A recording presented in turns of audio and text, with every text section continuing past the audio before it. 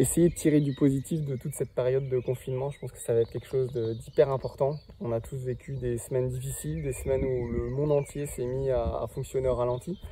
Je pense que ça nous a laissé le temps aussi de faire le point avec nous-mêmes, de nous recentrer sur l'essentiel, de nous recentrer sur nos proches également. Et j'espère vraiment que toute cette période va nous permettre de réfléchir sur ce qu'on a fait de nos vies, sur le sens qu'on a envie de donner au monde futur. Et voilà, j'espère qu'il y aura une remise en question et peut-être un nouveau monde est en marche, on l'espère. En tant que sportif, pour moi, le plus dur à traverser pendant cette crise, ça a été de ne pas savoir se projeter. On a vu que toutes les compétitions étaient annulées les unes après les autres. On est toujours dans un schéma de se construire des objectifs, c'est notre ligne de conduite, on a toujours un but en tête, quelque chose qui nous anime au quotidien. Finalement, tout ça, ça a disparu en très peu de temps. Il a fallu revoir ses objectifs, les objectifs à long terme quasiment inexistants, et puis repasser du coup sur peut-être des défis à plus courte durée. Voilà, se donner des petits objectifs semaine après semaine, des petits défis quotidiens. Voilà, moi c'est vrai que j'ai toujours fait du sport avec un objectif en tête.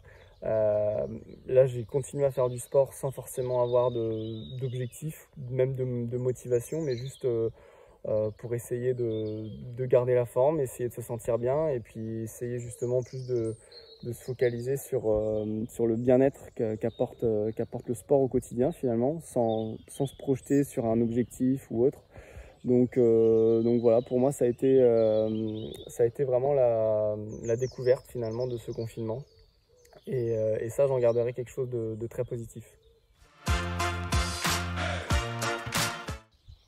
Alors pour moi, la vraie remise en question suite à cette crise, c'est de se dire qu'en 2020, je pense qu'on se sentait tous un petit peu intouchables. On se disait tous que quoi qu'il arrive, en imaginant n'importe quelle crise, on pouvait être à l'abri avec de nouvelles technologies. Il y a quelques semaines encore, imaginer un monde totalement à l'arrêt, c'était impensable. Finalement, on voit qu'en très peu de temps, ça peut arriver.